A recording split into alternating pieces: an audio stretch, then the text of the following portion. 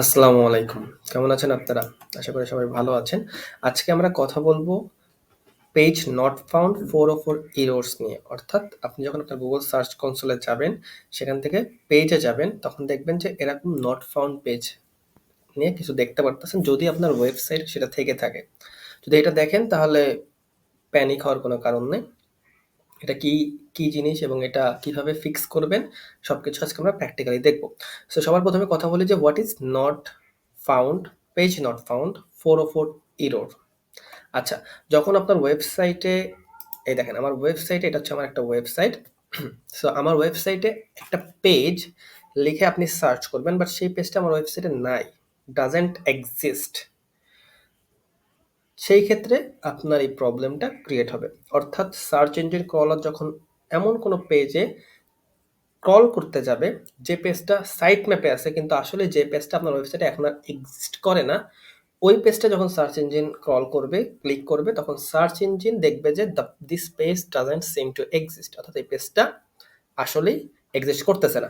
এটা কিন্তু একটা ভালো সিগন্যাল পাঠায় না সার্চ ইঞ্জিনের কাছে, কারণ এটা সার্চ ইঞ্জিনকে বলবে যে আপনি আপনার ওয়েবসাইটটা ভালো করে মেইনটেনেন্স করেন না। ঠিক সেইভাবে ধরেন আপনি একটা পেজ, যেকোনো একটা অফারের পেজ, যেকোনো একটা ইম্পর্টেন্ট পেজ আপনি আগে ছিল, কিন্তু সেই পেজটার ইউআরএলটা আপনি চেঞ্জ করেছেন, সেই পেজটা আপনি ডিলিট করে দিয়েছেন, যেকোনো কিছুই করতে পারেন। ওই পেজটা আগে ধরেন অনেক কাস্টমার ড্রাইভ করতো আপনার ওয়েবসাইট, এখন ওই কাস্টমাররা আপনার ওই পেজটা মাথায় রাখছে, মনে রাখছে। লেটস সে যদি আপনি যদি একটু খেয়াল করেন আমার স্ক্রিনে, আমি এখানে শুধুমাত্র এস লিখছি, দেখছেন গুগল এখানে অটোমেটিকভাবে আমার ওয়েবসাইটের নামটা দিয়ে দিছে। ঠিকভাবে আপনার ওই কাস্টমারও যদি ওই পেজে ঢুকে থাকে বা কখনো ল্যান্ড করে থাকে, তখন আপনার কাস্টমার আপনার পেজ রিলেটেড যদি কোনো ডিজিট ক্লিক করে, সেই ক্ষেত্রে গুগল আপনার ওরকম পুরোটা কভার করে দিবে ক্রোম ব্রাউজারে, তখন কিন্তু আপনার কাস্টমার ওইখানে ক্লিক করতে পারে। বাট যখন ক্লিক করবে, যদি আপনার ওই পেজটা এক্সিস্ট না করে, তাহলে তারা এরকম একটা সমস্যায় পড়ে যাবে কিন্তু, যে আসলে এই পেজটা এখন আর এক্সিস্ট করতেছে না। সো কিভাবে আপনি এটা ফিক্স করবেন এবং কোন কোন রিজনে এই প্রবলেমগুলো হইতে পারে, চলুন আমরা এখন সেগুলো দেখে নিই। সবার প্রথমে আমরা দেখি যে কিভাবে এই 404 এরর পেজগুলো হয়। নাম্বার 1 রিজন, আপনি যদি আপনার পেজের যে ইউআরএলটা, ইউআরএল কাকে বলে, এই যে দেখছেন এটাকে বলা হয় ইউআরএল। আপনি যদি আপনার পেজের ইউআরএল অথবা আমরা বলি স্ল্যাগ যদি চেঞ্জ করেন, তাহলে আপনার এটা 404 এরর হয়ে যাবে। দ্যাট মিনস গুগলের কাছে একটা ডটও অনেক ইম্পর্টেন্ট। এই যে এখানে যদি আমি ডট দিই, এই ডটটাও কিন্তু গুগল মনে করে একটা নতুন পেজ। ঠিক আছে, নো ম্যাটার আপনার কন্টেন্ট সেম হইতে পারে, কিন্তু একটা ডট মানে গুগলের কাছে নতুন পেজ। যখন আপনি কোনো ইউআরএল চেঞ্জ করবেন আপনার পেজে, সেটাকে কিন্তু গুগলের কাছে সিগন্যাল যাবে যে this is a new page. Okay, এখন আপনি যদি ওই পেজটাকে 301 রিডাইরেক্ট না করেন পার্মানেন্টলি কোনো রিলেভেন্ট কোনো পেজের সাথে, তাহলে কিন্তু ওই পেজটা আপনার জন্য আর এক্সিস্ট থাকতেছে না, পেজটা ডাজেন্ট এক্সিস্ট হয়ে যাচ্ছে। দ্যাট মিনস ওই পেজটা এখন আর ডিলেটেড হয়ে গেছে। সো এই পেজটা যেই ক্লিক করবে, এই পেজটা যেই ল্যান্ড করতে চাবে, তার কাছে এই পেজটা একটা 404 এরর অথবা পেজ নট ফাউন্ড হিসেবে যাবে। ঠিক যেরকম আপনি ওইখানে আমার ওয়েবসাইটের জন্য দেখতে পাচ্ছেন।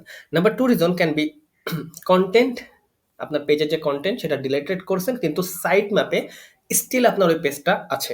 সো এটাও কিন্তু অনেক বড় একটা সমস্যা, যে আপনার ওয়েবসাইটের সাইট ম্যাপে সবসময় অপটিমাইজ থাকা প্রয়োজন। আপনার ওয়েবসাইটের সাইট ম্যাপে যে পেজগুলো ইম্পর্টেন্ট শুধুমাত্র সেই পেজগুলোই রাখবেন। যে পেজটা ডিলেট হয়ে গেছে সবসময় চেক করবেন আপনার সাইট ম্যাপ, যে আপনার সাইট ম্যাপে ওই পেজটা কি এক্সিস্ট করতেছে নাকি করতেছে না। যদি করে থাকে তাহলে অবশ্যই চেষ্টা করতে হবে ওই পেজটা যাতে সাইট ম্যাপে আর না শো হয়, কারণ গুগল আপনার ওয়েবসাইটে যখন আসবে, গুগল কিন্তু সাইট ম্যাপে যেতে পারে। সাইট ম্যাপে যে যখন গুগল একটা পেজ পাবে, একটা ইউআরএল পাবে, এবং সে ওই ইউআরএল যখন ক্লিক করবে এবং ওই ইউআরএলটা যখন পেজ নট ফাউন্ড দেখাবে, তখন কিন্তু এটা ভালো সিগন্যাল পাস করবে না গুগলের কাছে, এবং এটা কিন্তু গুগলের রিসোর্স ওয়েস্ট করবে, যেটা কখনোই আপনি হতে দিবেন না। সো থার্ড নাম্বার হচ্ছে ব্রোকেন ইন্টারনাল লিঙ্ক। অর্থাৎ আপনি লেটস সে আমি আমার কোনো একটা পেজ, এই পেজের থেকে আমি এই পেজটা, লেটস সে আমার এই পেজটা আগে এক্সিস্ট করতো এবং আমি এই পেজ থেকে এই পেজে একটা লিঙ্ক নিছি। এখন আমি এই পেজটা ডিলিট করে দিছি, কিন্তু এই পেজের ওই লিঙ্কটা স্টিল আছে। এক্ষেত্রে কি হবে, যখন এখানে কেউ ক্লিক করবে, ক্লিক করে এই পেজে যখন আসবে, তখন দেখবে যে this page doesn't seem to exist. গুগলের ক্রলার জানেন লিঙ্ক টু লিঙ্ক ভিজিট করে। সো যখনই গুগলের ক্রলার এসে এখানে ক্লিক করবে, তারা এরকম একটা পেজে যাবে যে পেজটা আসলে এক্সিস্টই করে না। এটা ইউজার এক্সপিরিয়েন্স নষ্ট করে এবং গুগলের রিসোর্স নষ্ট করে, গুগলে ক্রল যে বাজেটটা আছে সেটাকে নষ্ট করে, যেটা আপনার জন্য হার্মফুল। নাম্বার 4 এ এক্সটার্নাল ব্যাকলিঙ্ক কন্টেইনস এ টাইপো। মানে ধরেন যে আমরা কি করি, আমরা কিন্তু গেস্ট পোস্ট নিই অন্য অনেক ওয়েবসাইট থেকে, রিলেভেন্ট ওয়েবসাইট থেকে আমরা গেস্ট পোস্ট নিই। এখন সেই গেস্ট পোস্টে যখন নিই, ওই ওয়েবসাইটে তো আমাদের কোনো কন্ট্রোল থাকে না। ওয়েবসাইটে একটা ওয়েবমাস্টার থাকে, এডিটর থাকে, তারা আসলে এই পোস্টটা পাবলিশ করে। এখন তাদেরকে আপনি আপনার যে পেজে লিঙ্কটা নিয়ে আসবেন সেই পেজের একটা লিঙ্ক দিলেন, কিন্তু তারা মিস্টেকেনলি কি করলো, ওইখানে কোনো একটা টাইপো মানে স্পেলিং মিস্টেক করলো অথবা অন্য কোনো মিস্টেক করলো। এখন কিন্তু ওই পেজটায় যদি ক্লিক করে, ওই পেজটা কিন্তু যেহেতু টাইপো করে ফেলছে অলরেডি, সেই পেজটা আর এক্সিস্ট করে না। যেটা আমি আগেই বলেছি যে প্রতিটা ইউআরএল এর প্রতিটা ডিজিট ইম্পর্টেন্ট। একটা ডট মানেও কিন্তু ওইটা গুগলের কাছে নতুন ইউআরএল। সো আপনাকে মেক শিওর করতে হবে যে আপনার এক্সটার্নাল লিঙ্কও এমন কোনো টাইপও কন্টেন্ট না করে যেগুলো আপনার ওয়েবসাইটে যে পেজটা আসলে এক্সিস্টই করে না। এটা কিন্তু 404 এরর ক্রিয়েট করবে।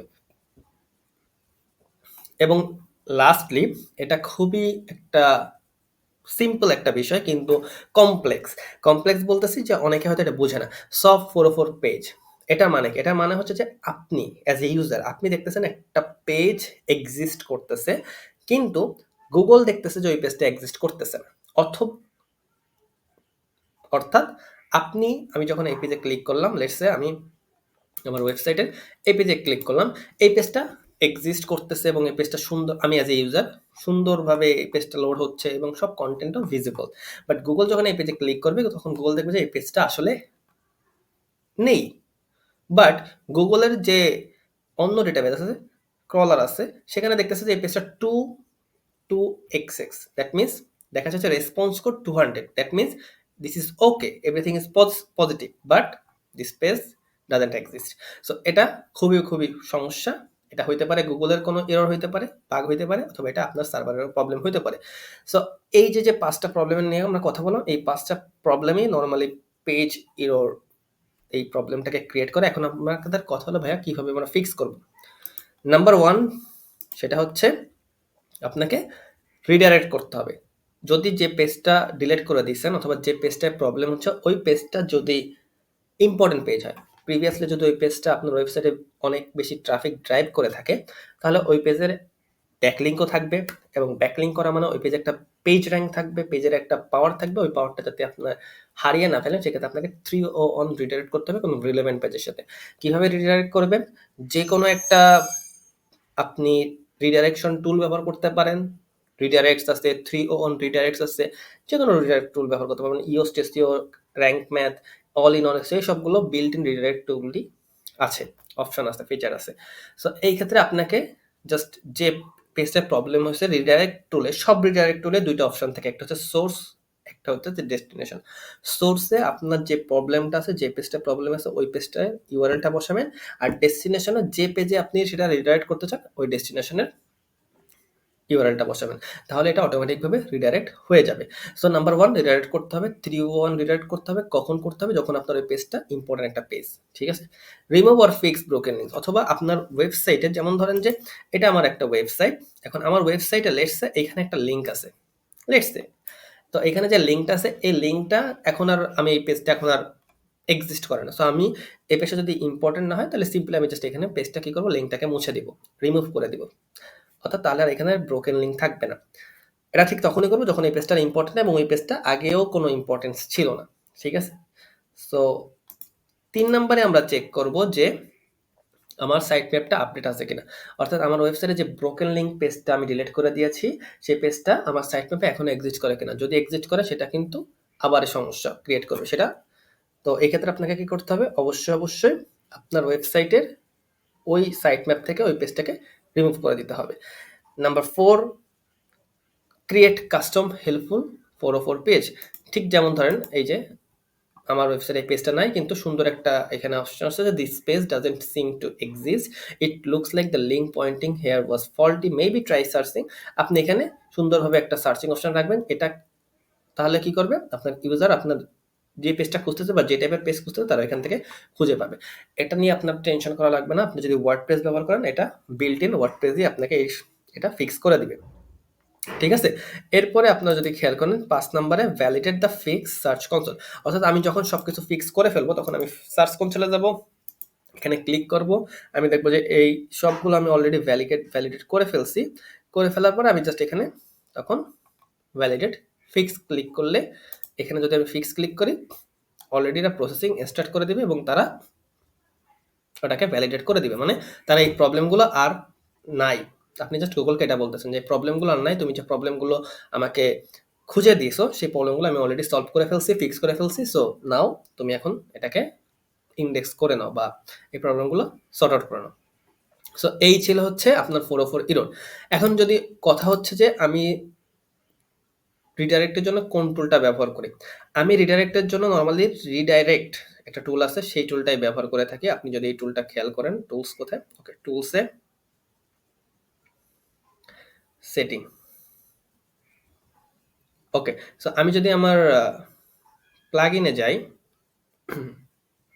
ইনস্টল প্লাগইনে যাই, সেখানে গেলে আপনি দেখতে পারবেন যে আমি রিডাইরেক্টের জন্য কোন টুলটা ব্যবহার করে থাকি। সো এটা হচ্ছে আমার প্লাগইন।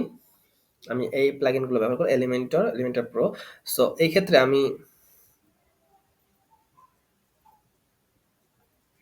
ওকে, আমি যেহেতু র্যাঙ্ক ম্যাথ ব্যবহার করি, র্যাঙ্ক ম্যাথ দিয়ে আমাকে এই রিডাইরেক্টের অপশনটা অলরেডি বিল্ট ইন, যেটা বললাম র্যাঙ্ক ম্যাথ ইওস্টিসি অল ইন ওসিও, এখানে রিডাইরেক্ট অপশনটা অটোমেটিকভাবে থাকে। সো আপনার যদি কোনো পেজ সমস্যা হয়, ওরা ওটাকে রিডাইরেক্ট করে দেয় রিলেভেন্ট পেজের সাথে, ঠিক আছে?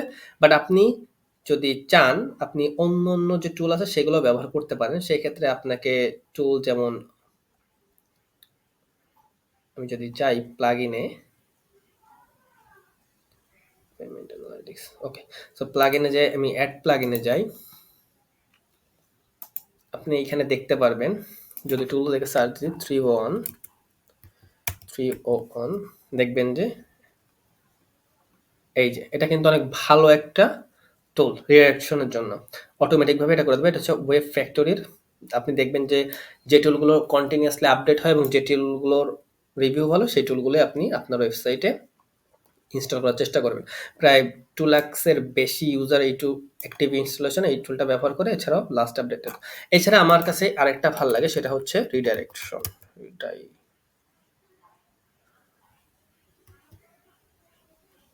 রিডাইরেক্ট, এই যে রিডাইরেকশন, এই রিডাইরেকশনটাও ভালো। জন গোডলি, প্রায় 2 মিলিয়ন প্লাস অ্যাক্টিভ ইনস্টলেশন, দেখছেন? সো এটাও কিন্তু অনেক ভালো একটা ভালো একটা প্লাগইন। সো আপনারা এই প্লাগইনগুলো খুবই সিম্পল ব্যবহার করা। সো আপনারা জাস্ট সিম্পলি এটা আপনার ওয়েবসাইটে প্লাগইনটা জাস্ট এখান থেকে ইনস্টল করে আপনি আপনার এই প্রবলেমগুলো 404 যে পেজটা আছে, পেজ নট ফাউন্ড, এটা সলভ করতে পারেন।